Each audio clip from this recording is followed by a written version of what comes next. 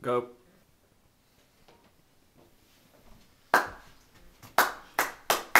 Very good, very good.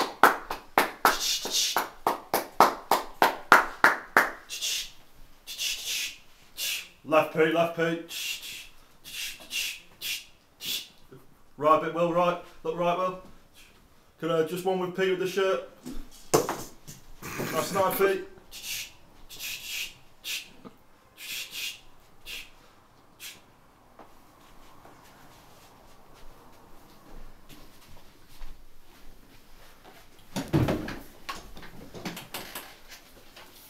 Welcome to Balfour Road, where I'm delighted to present to you the new manager of Sports Journalism FC, Peter Long.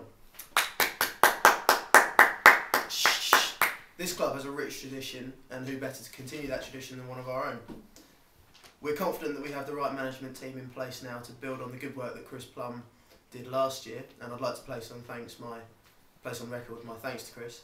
Now, any questions from the floor? First question, what qualities does Pete bring to the team? I'm sure everybody saw him as a player, iconic player for this club. He brings, well, a lot of experience, fantastic knowledge of the game, great man management, and I'm sure he's going to be an overwhelming success.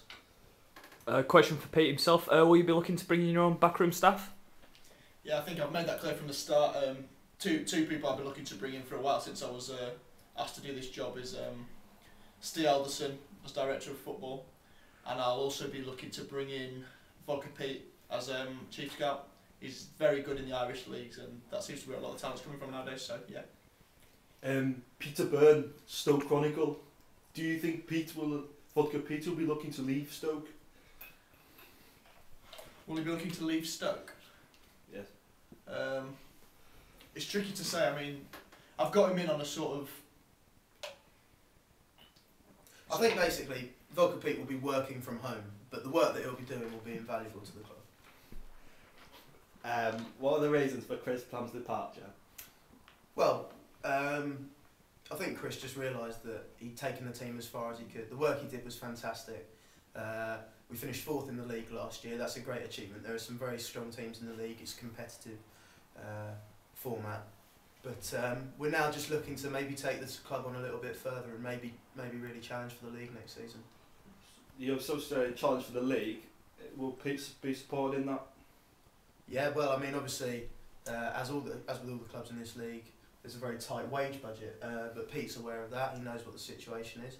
With regards to bringing in other players, I'm sure he'll be able to negotiate deals, and we'll be supportive of that.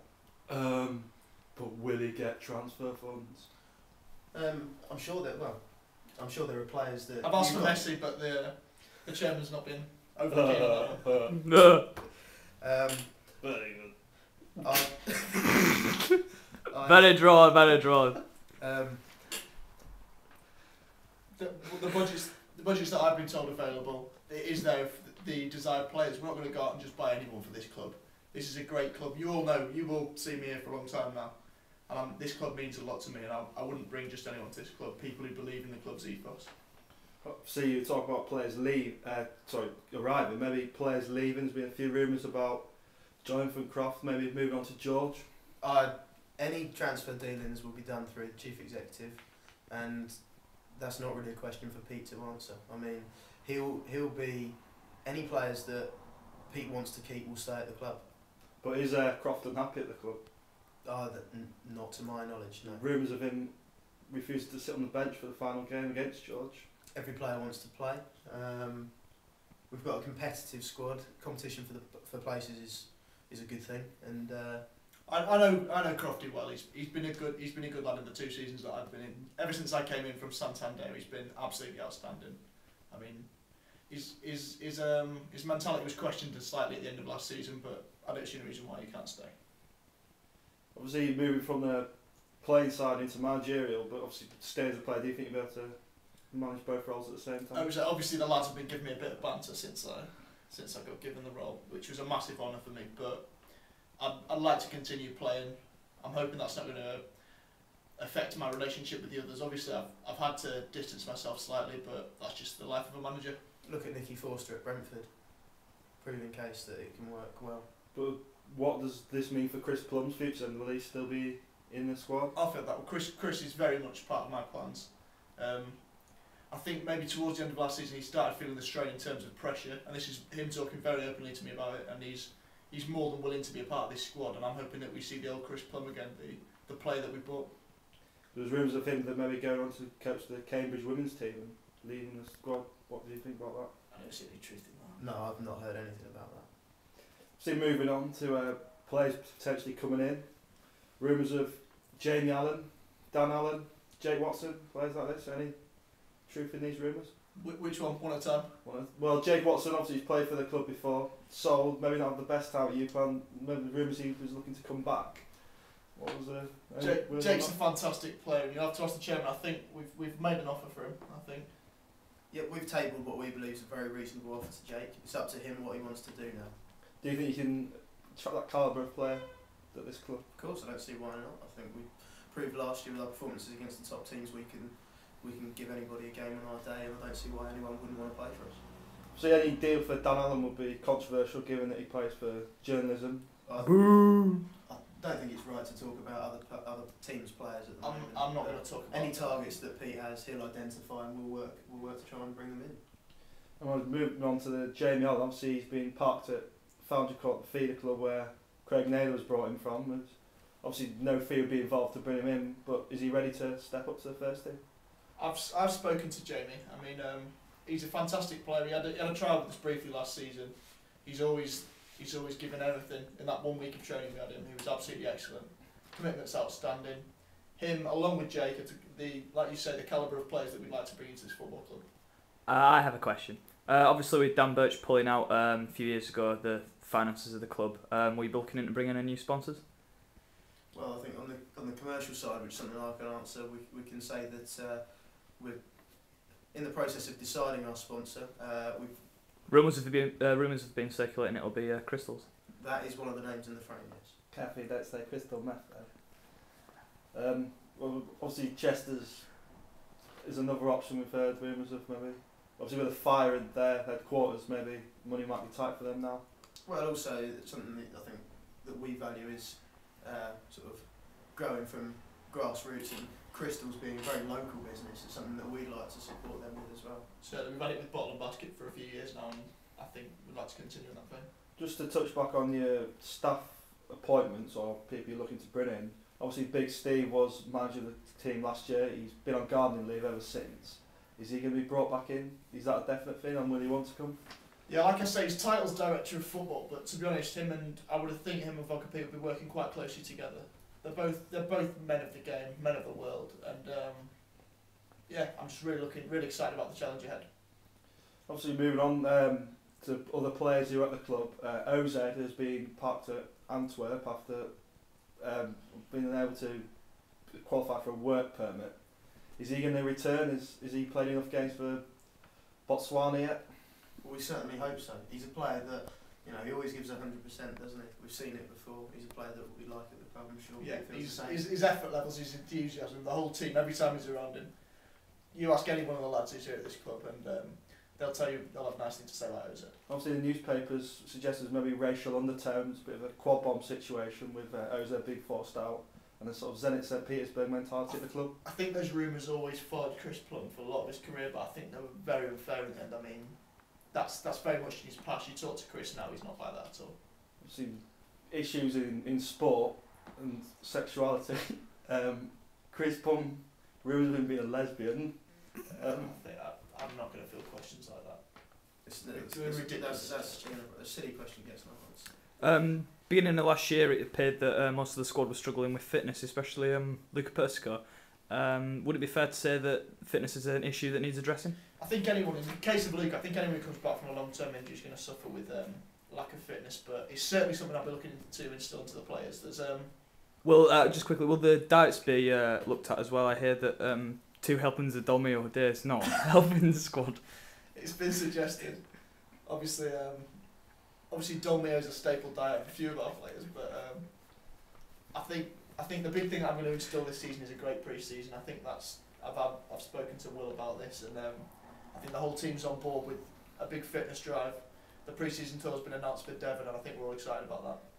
Obviously, Another player, Stefan Mackley, was frozen out of the squad last year after newspaper allegations of saying his ex-girlfriend had cancerous lumps. Will he be brought back? Again, I'm not going to talk about the personal situations of players. I think Whatever Will he be happens brought back into the squad? That's the... the question: will he be brought back in? Stefan's always part of my plans. We've got 3 fantastic goalkeepers at this football club, and I'll be looking to use all of them at some point during the season. Yes. Other problem is obviously ex-captain Gary Clark's been in the Tony Adams Centre recently for alcohol abuse.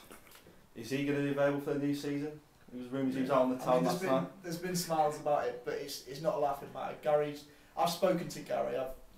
I've been out with him a few times recently, and everybody wants to help Gary. everyone wants to help the man out. He's a stalwart at this football club, and anything we can do to help him out, he'll be a part of my plans. Gary Clark, sports journalists and fans can rest aside. Gary Clark won't be left. Another key issue is the captaincy. Obviously, Gary was a ex-captain. I think others such as Will Hooker's done it as well.